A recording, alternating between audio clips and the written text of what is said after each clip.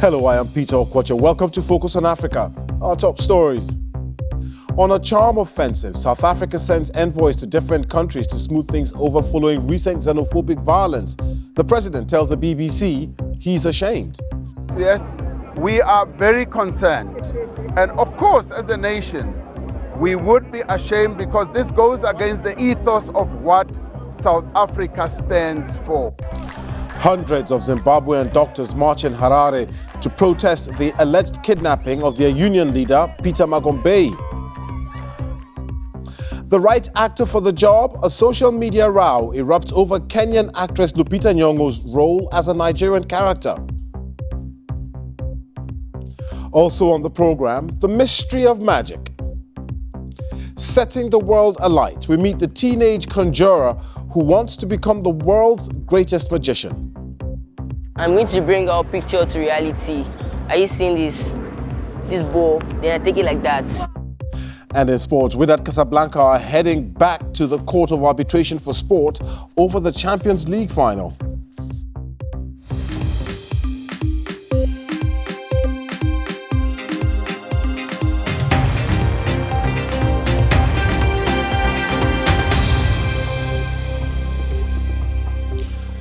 Thanks for joining us here on Focus on Africa from BBC World News. The South African government has sent a delegation to tour African countries following recent wave of attacks against foreign-owned businesses and migrants in South Africa.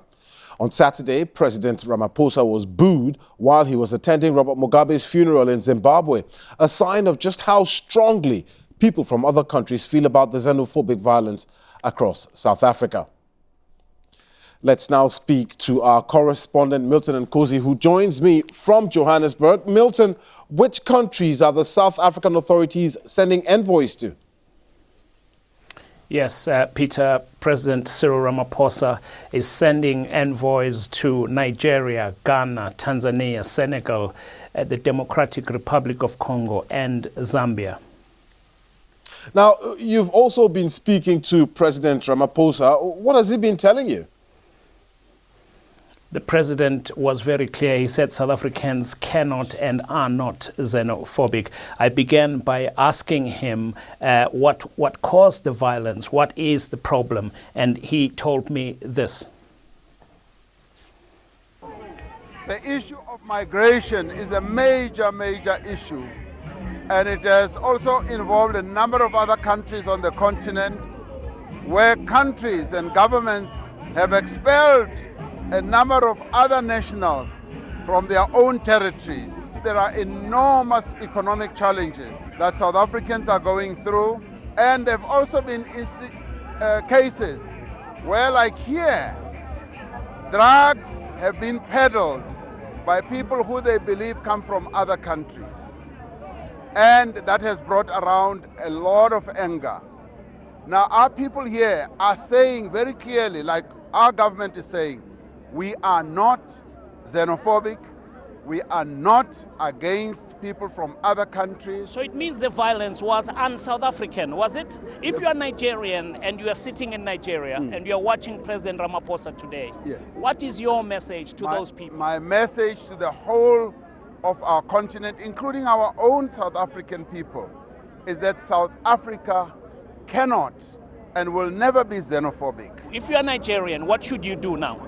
If you're Nigerian, we are saying that you should never believe this fake news that are being spread around, that South Africa is against foreign nationals and Nigerians. Some South Africans said they were ashamed, Mr. President, by what happened. Are you ashamed? Yes, we are very concerned.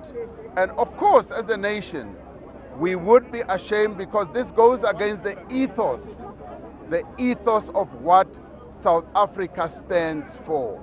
And we cannot, therefore, be against people from other nations at this point in time when they helped us so much. We want South Africans to also be well welcomed, not only in Nigeria, but in other countries as well. Because Africa is our home, and it is the only home we have collectively as Africans. We therefore want Africans, particularly In the light of the developments that are taking place at the African Union, where we are opening up the continent for free trade, where we are saying there should be free movement of people, we are saying we would like Africans to move around the continent and to feel welcomed, but to be able to obey the laws of the countries in which they operate, because that is how it should be. So all Africans are welcome in South Africa. President Cyril Ramaphosa there. And Milton, he's very candid by saying, you know, South Africa is not a xenophobic country. But how is this message being received by South Africans?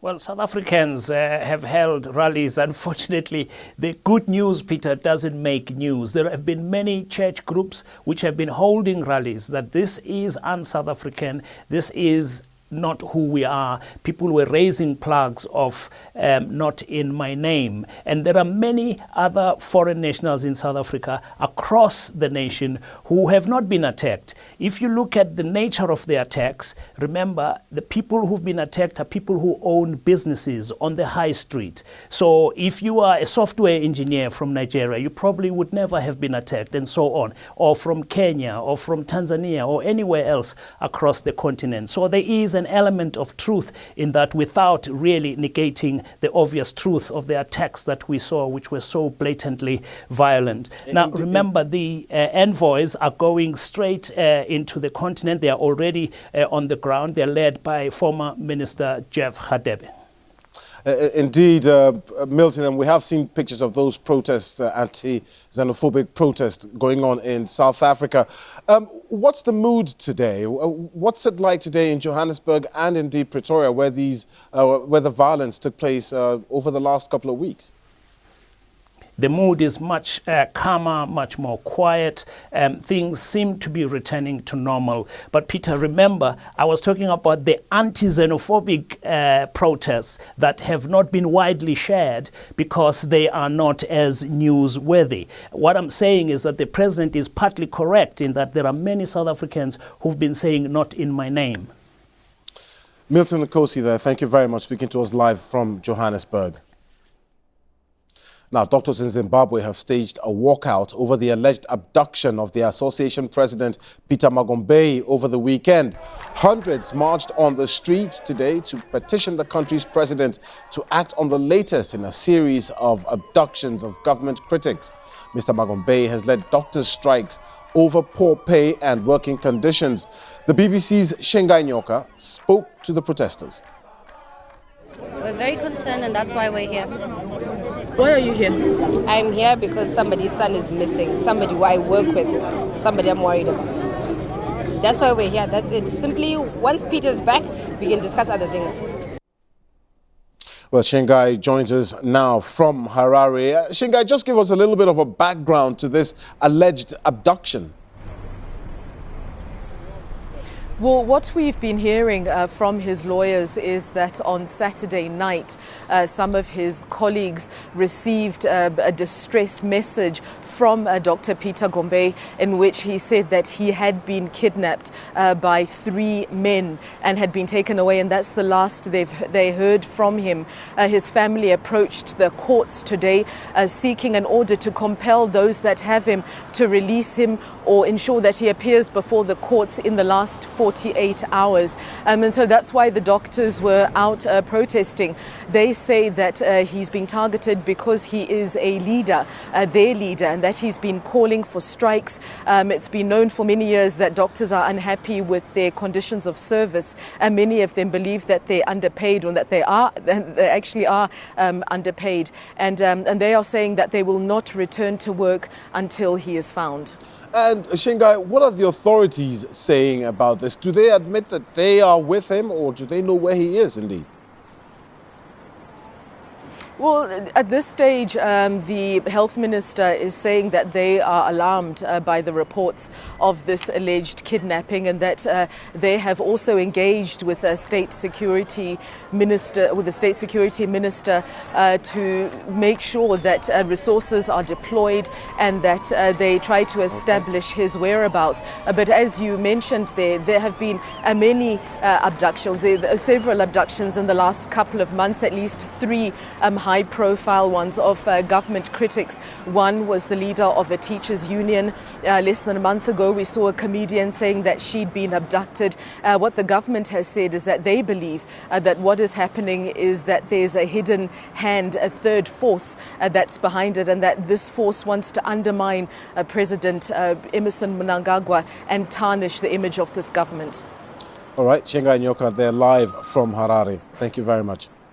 Let's take a quick look now at other stories making the headlines across Africa and the rest of the world. Police in Burkina Faso have fired tear gas to break up a protest in the capital, Ouagadougou. Demonstrators gathered to demonstrate against poor governance and government corruption. There's growing unrest in Burkina Faso, where an Islamist insurgency in the north has forced millions of people to flee their homes.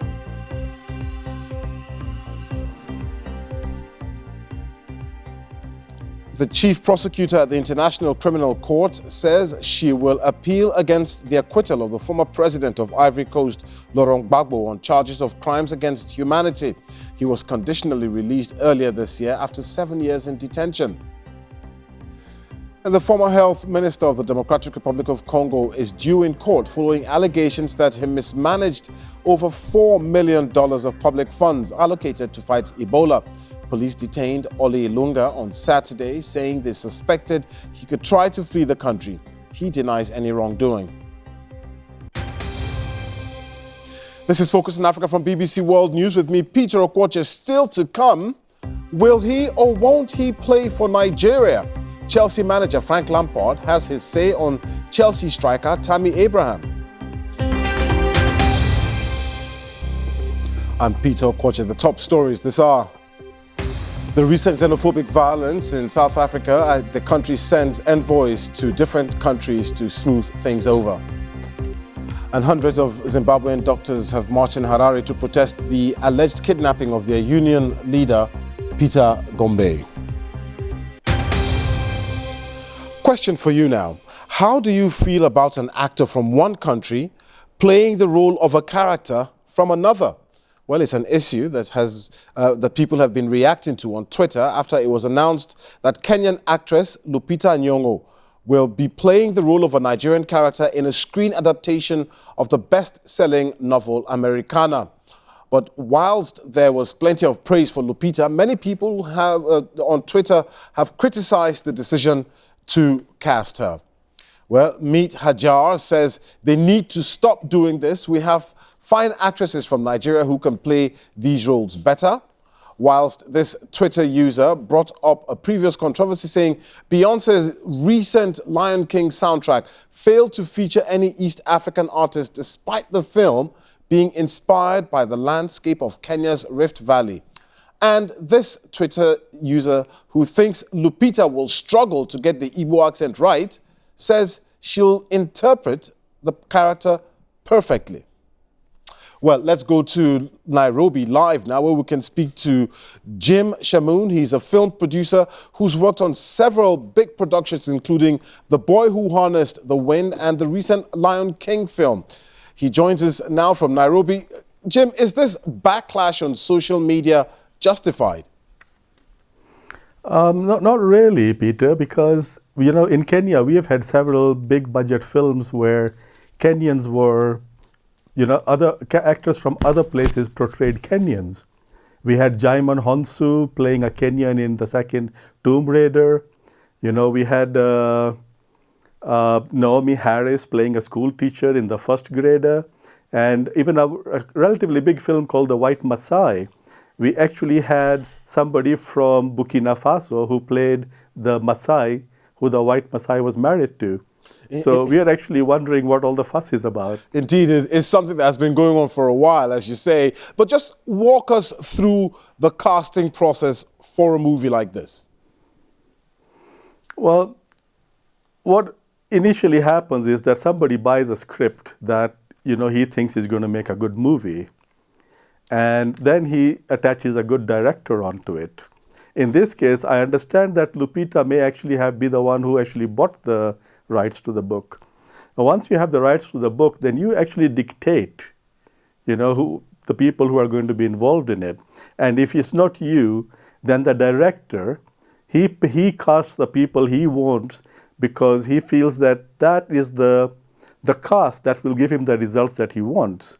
So you can't actually tell him or insist that certain people be used, because if the results then are not satisfactory, then he will say, well, you forced me to use people that I didn't want to use. Jim, but where do you draw the line then? Because, the controversy is not only on the continent. Even in Hollywood, in Asia, we've had white actors acting the roles of Asian characters. Is it to say that you don't have Asian characters big enough to act those roles?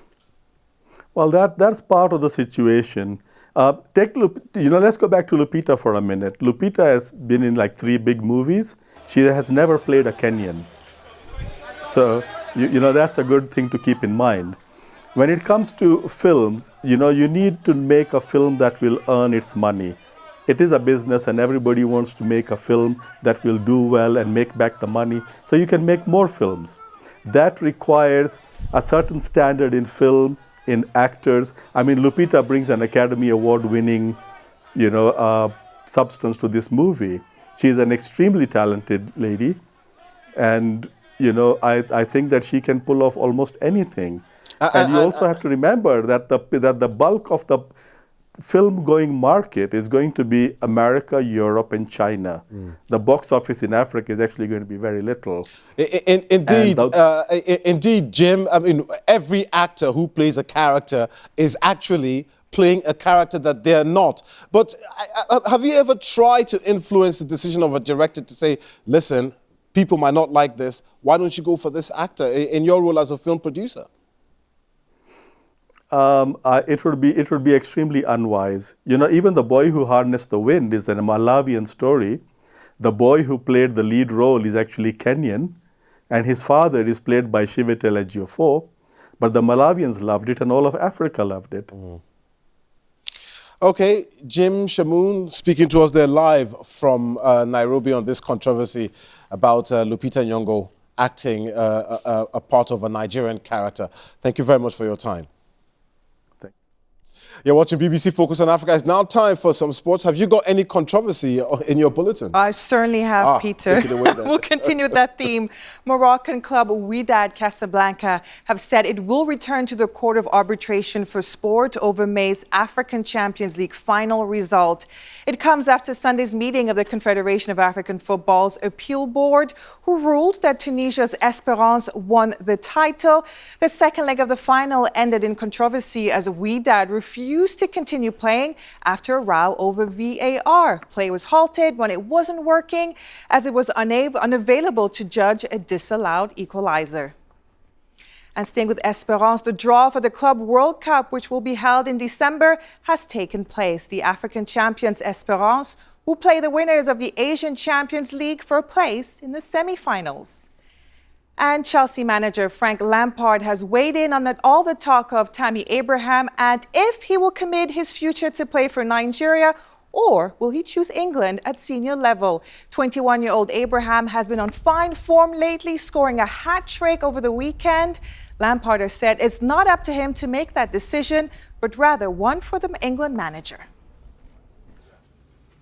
It's not a question for me. Yeah. You can translate that quickly, can't you? It's someone who played for more than 100 times for England. I've just spoken about how I feel about Tammy. So obviously he's putting himself in a bracket for England by being top goal scorer at this point. So it's one that Gareth is one for Gareth. I'd hate to step on his toes, but it's clear what Tammy's doing that he's going to be wanted. Marathon world record holder Eliud Kipchoge has endorsed Jeffrey Kamworor to break the 42-kilometer world record. This follows Kamworor's feat on Sunday in the half marathon, where he took 17 seconds off the 21-kilometer world record mark to set the new one at 58 minutes and 1 second. Geoffrey Kamworor grew up competing in fun races with friends, where he would pretend to be fellow Kenyan Eliud Kipchoge or Ethiopian Haile Gebrselassie. And now it seems Kamworor is on the path to emulating these two greats. On Sunday, he shaved a massive 17 seconds off the half-marathon world record to set the new mark at 58 minutes and 1 second. Following this feat, Eliud Kipchoge, who is currently considered the greatest marathon runner of all time, has endorsed Kamworor, who is also a training partner, to succeed him as the next world marathon record holder. Kipchoge set the world marathon record of 2 hours, 1 minute and 39 seconds in Berlin last year. Kamworor's next race is the New York Marathon in November. And while he will not be chasing a world record, the vote of confidence from Kipchoge will be a big boost in his career going forward.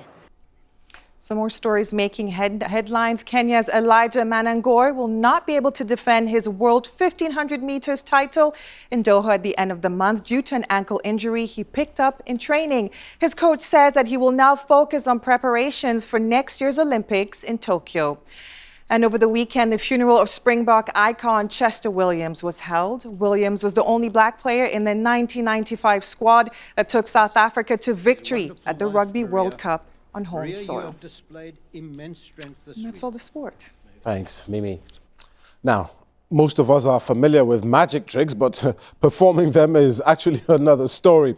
Nigerian magician Babs Kardeni is just 19 years old, but already he's impressing people on the streets of Lagos with his sleight of hand. BBC Africa's Joshua Akinyemi has been to meet him.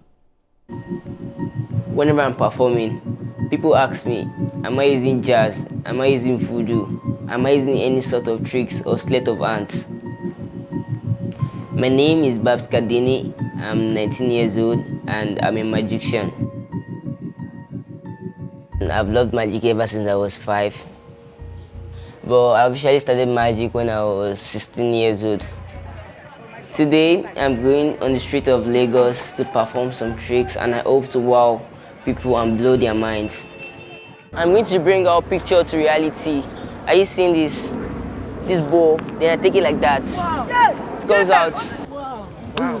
Nice. Yeah, it's a trick. Good trick. Everywhere I go to, the girl wows, and trust me, people have been contacting me, like trying to get to be my friend and know me more. The mystery fingers appear from nowhere, unexpectedly. Wow! How did you do that? I feel like something entered my eyes when you do this.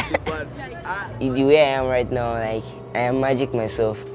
I can just see a performance on television or anywhere. Then I know how it's done. Then I just go and do it and add it to my list of tricks and stuff. You prefer black? Wow. I thought I could have guessed you pick white. That's why I was doing white. But I can still do something. Black, right? Watch. Come in. 1, 2, 3, 4, 5, 6. I'm on black now.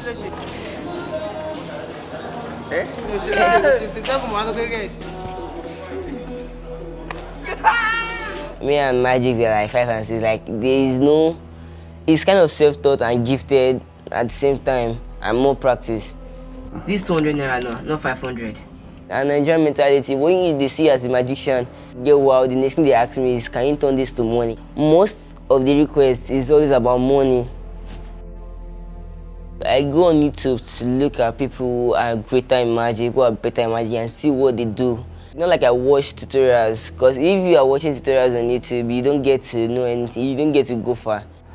So I'll be giving out free tickets to people I perform to today, just one person though. Wave your hand over it, like that. What can you see? Movie voucher for you. Yeah, that's what you win. I don't like being optimistic, but in the next 3 years, I hope to see myself as one of the greatest magicians in the world. Absolutely amazing stuff. Well, that's it from Focus on Africa for today. From me, Peter Okwoche, and the rest of the team. Thanks for watching. See you again soon. Bye-bye.